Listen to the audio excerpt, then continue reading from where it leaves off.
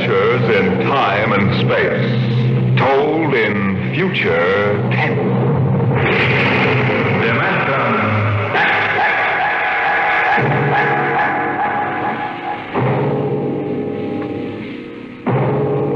The National Broadcasting Company, in cooperation with Street and Smith, publishers of astounding science fiction, bring you Dimension X.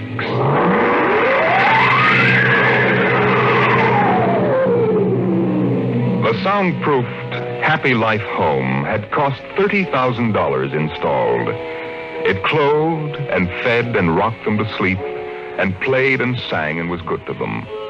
Their life purred on from day to day, measured and controlled by the nucleonic thermostats, the iridium sponge servo brains that made the beds and washed down the bathroom floors and made sure the salt cellars flowed freely without clogging. Twice a day, the house paused, rang a quiet bell,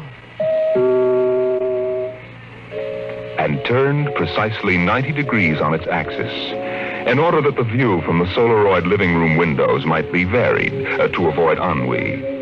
Of course, the pride of the house was the nursery. The agent for the company had been most enthusiastic. This way, right down the hall. All right. What was that? Oh, it's all automatic. The nursery turns itself on when you come within 10 feet of it. Soft automaticity. That's the motto of the company. All right, now, this is the nursery. 40 feet by 40 feet and 30 feet high. Separate power unit with automatic overload circuit breakers, inspected and approved by the underwriter's laboratory. The nursery is educational, instructive, entertaining, and therapeutic. The entire control mechanism is adjusted to the electroencephalographic key of the child. How much does it cost? 30,000 FOB, Los Angeles. But that's as much as the whole house. Why, no. But we do want the best for our children, don't we? Oh, yes, we want the best for our children.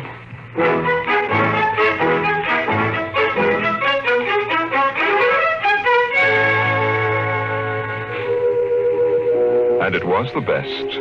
The crystalline walls wavered from 2 to 3 dimensions. The pseudo-textured composition flooring shifted lightly from brick to dirt to waving grass. And the odorophonics wafted the scent of fantasy through the hermetically conditioned and filtered air. The nursery was the very best. But then they wanted the very best for the children. The technicians installed the nursery, and the heavy coaxial power cable was run in from the main line. The walls sprang to life, and the mental control banks and relays hummed.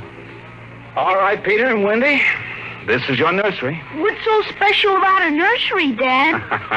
Plenty. You just go in and see. Oh, do we have to? It's so big. You promised you'd play ball with me outside, Pop. Go on, kids. Try out the nursery. It's better than any old yard. Oh. Go on in, dear. You'll be surprised. Gee. Go ahead, Wendy. I'm scared. I'm not. Hey, it's nice in here. It is? Come on in, Wendy. Boy, look at the pictures on those walls. They're real. Well, almost real. You can change them any way you like just by thinking about it. Go on in, dear. Well, all right, Mommy. Hey, Wendy, look what I can do with the pictures. I got the white mountains from Alice in Wonderland. Sure. I just thought about it, and there it was. Well, let me try, Peter. Let me try. Go ahead. Just think. How about the... Oh, I know. I want to see the Wizard of Oz.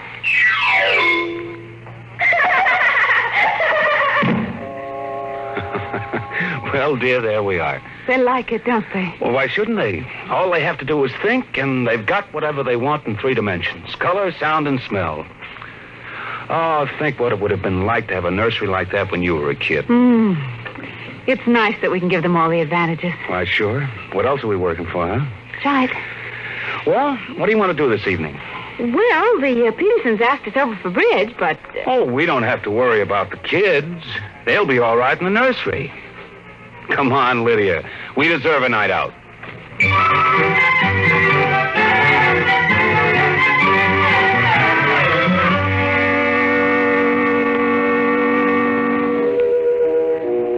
nursery, the walls were a kaleidoscope of time and space and imagination. The green forest of Sherwood and quiet forms of Robin and his merry men gave way to the roll of the high seas and the smell of salt in the air as Sir Henry Morgan sailed into the harbor at Jamaica. It's my turn now, Peter. You've got to be fair. It's my turn. Dorothy and the Wizard of Oz followed the yellow brick road round the nursery walls. Then Hansel and Gretel discovered the gingerbread house about 3 feet from the door. And from a high tower that stretched into the clouds, the little lame prince sailed out over his kingdom. And behind the crystal and quartz walls, the vacuum tubes and grids and banks of mental image tape spun quietly and efficiently, erasing the line between illusion and reality. Of course, the electric bill from Consolidated Utilities was tremendous, but it was worth it. The house went on. The stove hummed happily in the kitchen, making breakfast, dinner, and supper for 4, turning the eggs over lightly and producing popovers electronically calculated by capacity to a 30-volt current and specific gravity. The automatic laundry did the shirts with a medium starch in the collars, except the button-down Oxfords, which had no starch at all. The Happy Life home breathed contentedly as life proceeded with soft automaticity as guaranteed in the brochure and bill of sale. George. George, I wish you'd look at the nursery. Oh, what's wrong with this? Well, I don't know. Well, that might... I just want you to look at it, that's all. Or call a psychologist to look at it. What would a psychologist want with a nursery? Oh, now, George, you know very well what he'd want. I was in the nursery last week. It's perfectly all right. Well, it's different now. Huh? What do you mean, different? Well, I just want you to come and see. Are the kids there? No, Madge Allen took them to a show along with her kids. That's why I want you to look in now before they get back. All right. What you expect me to do, I don't know. I'm no mechanic. This isn't a question of a leaky faucet, George. All right, dear, I'm coming.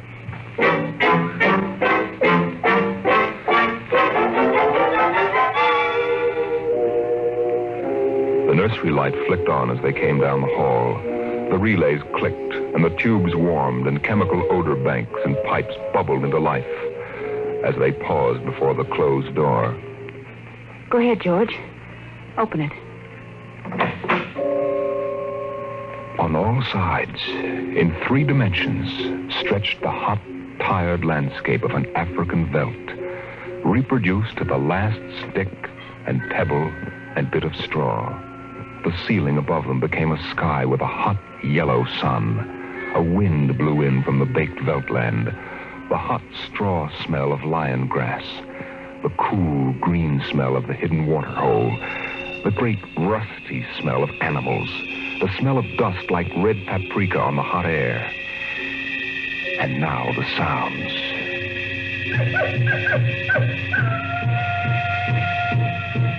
The howl of the jackal in the distance, the thump of distant antelope feet on grassy sod, and the papery rustling of the great vultures that wheeled and circled under the yellow burning sun.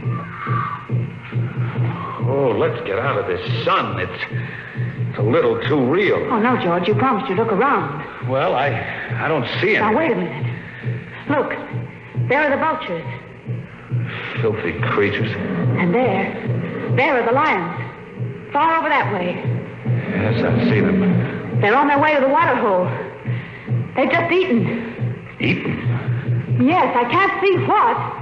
The sun's too strong. Well, shade your eyes. It's some animal. A zebra or a baby giraffe, maybe. Can you see it? Are you sure? It's a little too late to be sure. Nothing over there but clean bone. Vultures dropping for what's left. George, did you hear that scream?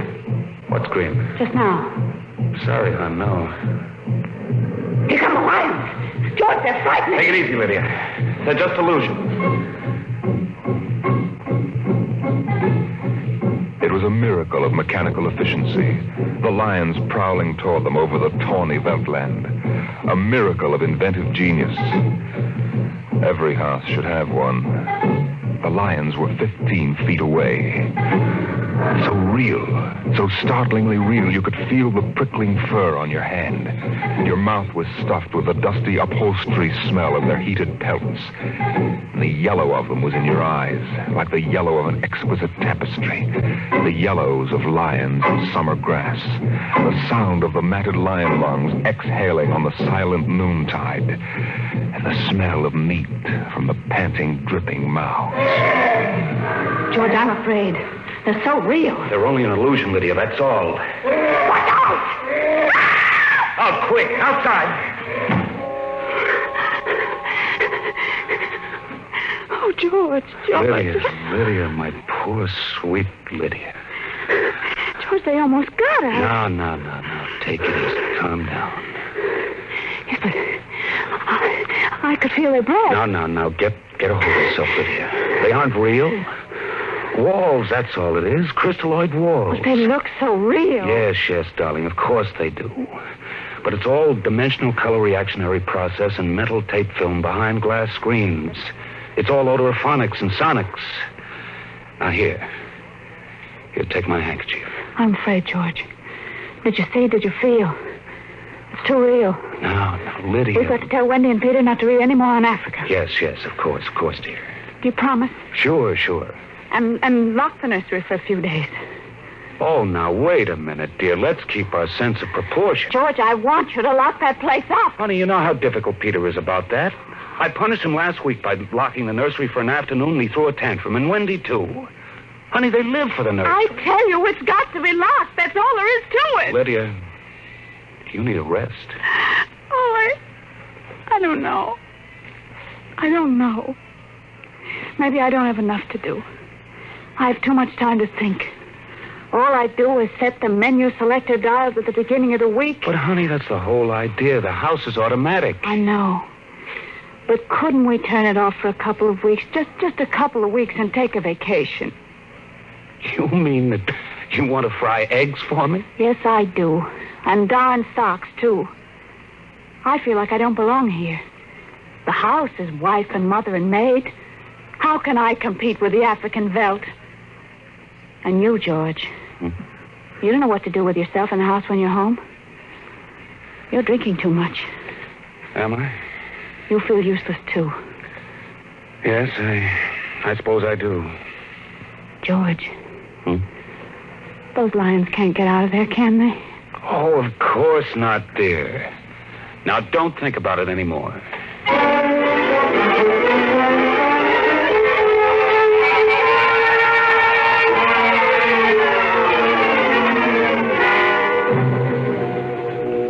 They ate alone. He sat idly watching the dining room table produce warm dishes of food from its mechanical interior. You forgot the ketchup. That's better. It wouldn't hurt to lock the children out of the nursery for a while. It was clear that they'd been spending too much time in Africa. Oh, that sun. He could still feel it on his neck like a hot paw. And the lions, and the smell of blood.